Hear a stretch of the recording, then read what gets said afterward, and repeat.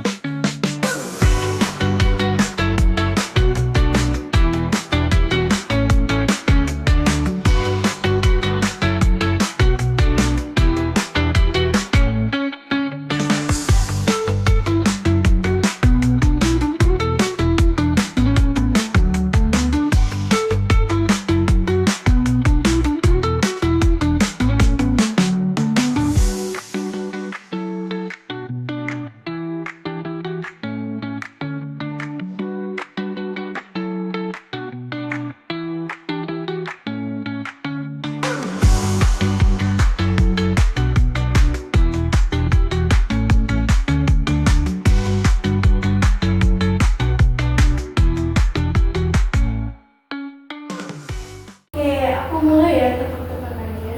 Jadi menurut kalian apa sih itu komunikasi? Satu-satu. Kita duluan deh. Kalau menurut aku, komunikasi itu antar tukar informasi antara dua atau lebih dari individu agar keduanya bisa saling mengerti atau bisa saling mengetahui. Kalau menurut Ella gimana? Kalau menurut saya sih komunikasi adalah menyampaikan pikiran atau perasaan ke orang lain. Betul itu ya. Kalau menurutku komunikasi itu hubungan yang terjalin ketika kita berbicara atau mendengarkan orang lain.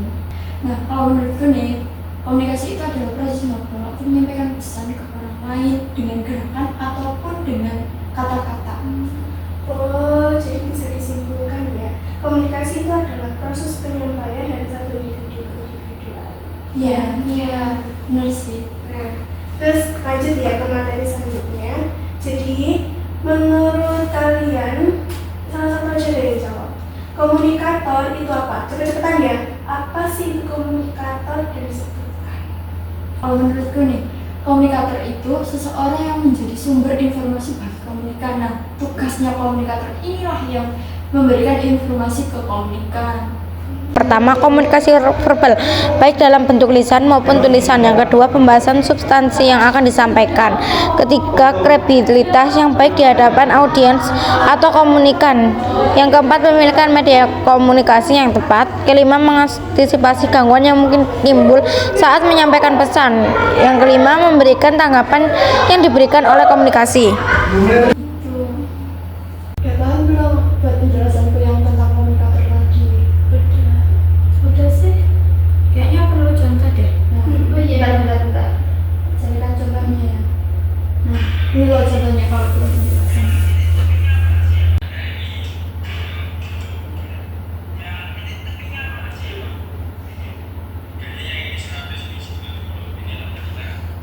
Oh, jadi kayak ya terus penjelasan ke orang lain gitu. Iya. Sama kayak negosiasi sih. Oh, gitu. Nah, jadi tahu kan komunikator itu apa? Dijelaskan contohnya. Contohnya yang belum tahu komunikan itu apa enggak? Jadi komunikan adalah orang yang menerima pesan atau audiens yang disampaikan oleh komunikator. Satu, individu, yaitu seseorang yang akan diajak berkomunikasi secara langsung oleh komunikator. 2, kelompok, yaitu sekumpulan individu yang memiliki persamaan latar belakang sosial. 3, institusi, yaitu sekumpulan individu yang tergabung secara formal dalam sebuah organisasi. 4, masyarakat umum, yaitu khalayak umum tanpa memandang latar belakang, kelompok sosial, ekonomi, dan budaya yang dimiliki. Berarti kita ini jadi komunikan, terus ini jadi komunikator seolah gitu kan ya? Iya. Bener kan? Contohnya nyata sekali. Iya. Kan banget ada di dunia nyata di tempat gitu. Kita baru menyadarinya. Ada penjelasan tadi. Iya.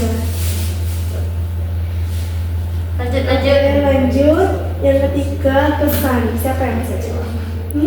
Saya tahu. Nah, pesan itu berupa informasi yang akan dikirimkan oleh komunikator kepada komunikan. Nah, pesan ini bisa disampaikan secara verbal atau lisan dan non-verbal.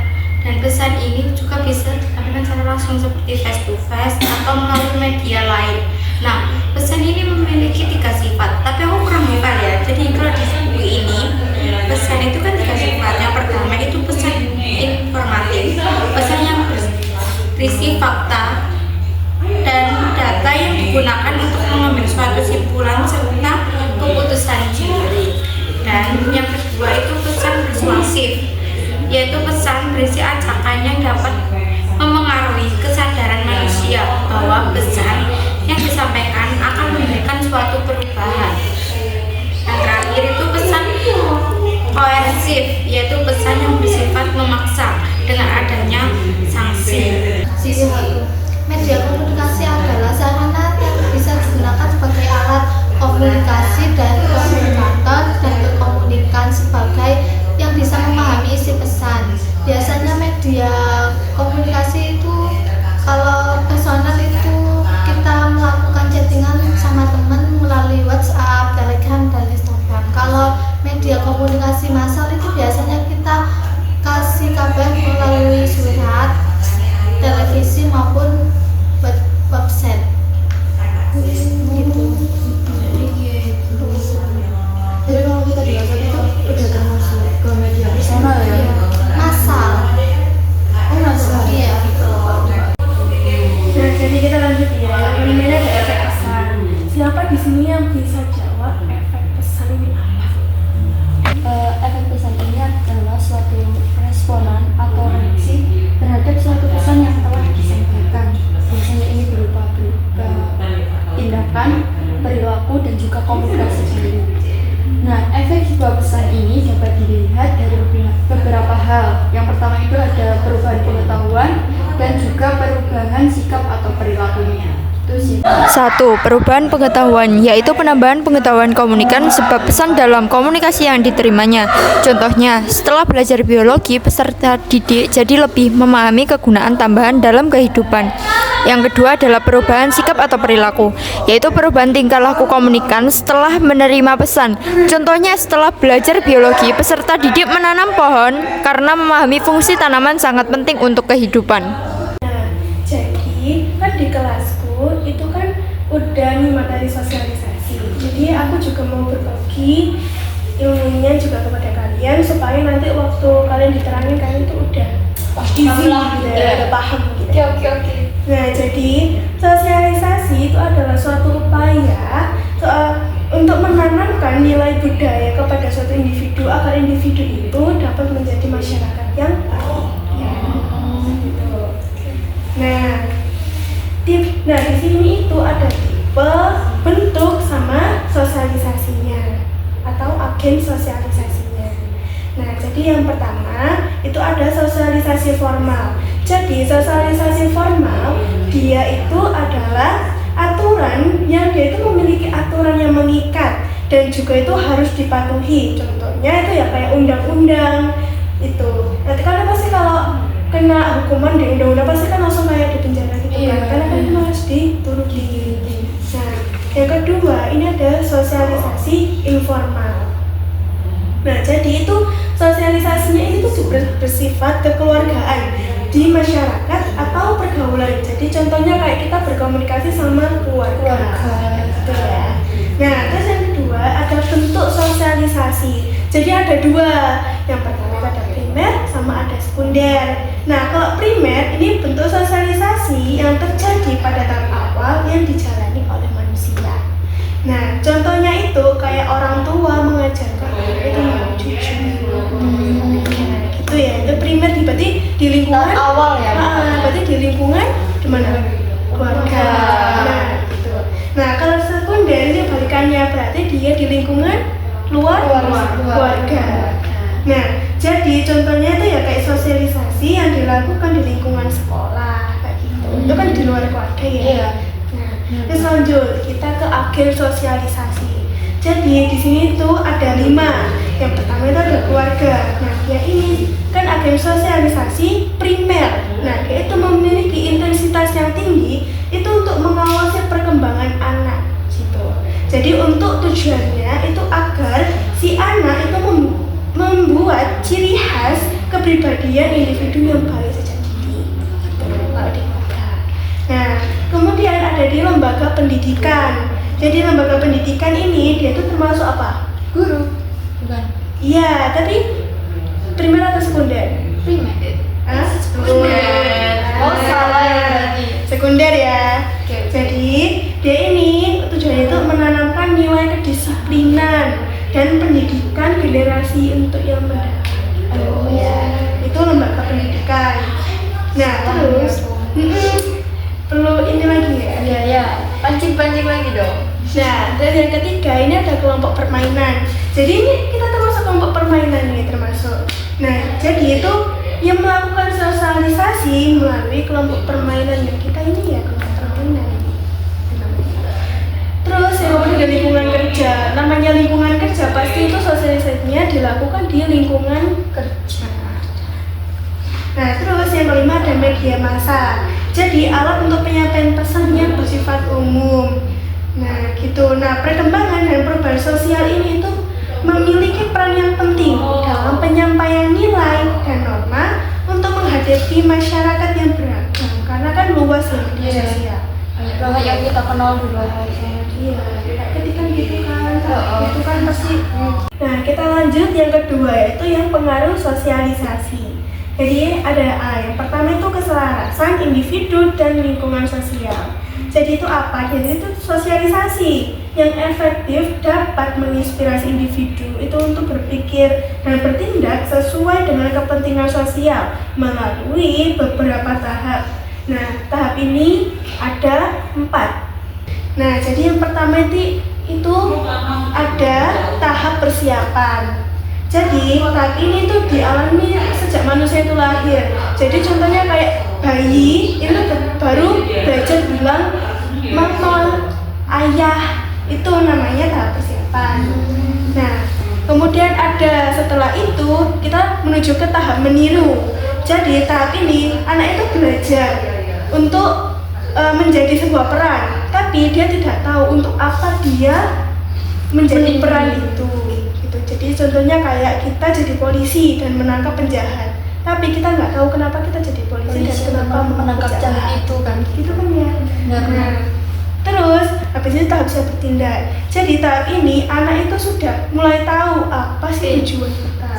Jadi contohnya ini kayak kita itu seorang anak kita itu saat menjadi peran polisi dan kita menangkap penjahat, kita itu udah tahu kenapa kita menangkap penjahat. Karena apa? Karena penjahat melakukan kejahatan. Betul. Nah, terus habis itu ada tahap penerimaan norma kolektif.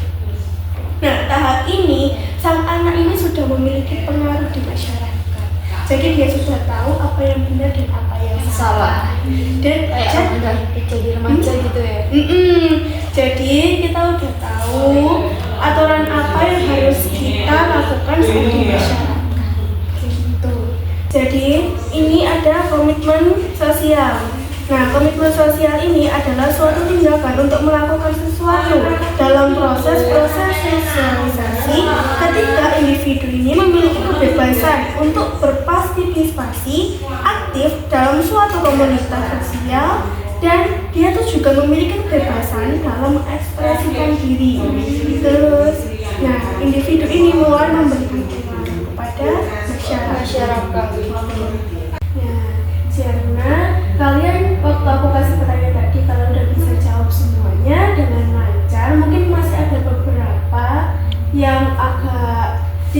belajar, nanti kalian di rumah kan bisa belajar lagi. Jadi semoga aja aku doain semoga kalian besok bisa ngerjain ulangan hari ini. Kamu juga ya, semoga lancar. Iya, amin. Dan semoga nanti materi sosialisasi yang baru aja kesampaian kalian itu udah ini ya lumayan nyantol. Iya, jadi nanti waktu guru nerangin kalian udah langsung itu ya. Oke, pulang sekarang kah? Iya, kita nanti juga mau belajar lagi kan. Sore banget soalnya. Sampai dikemasin dulu ya.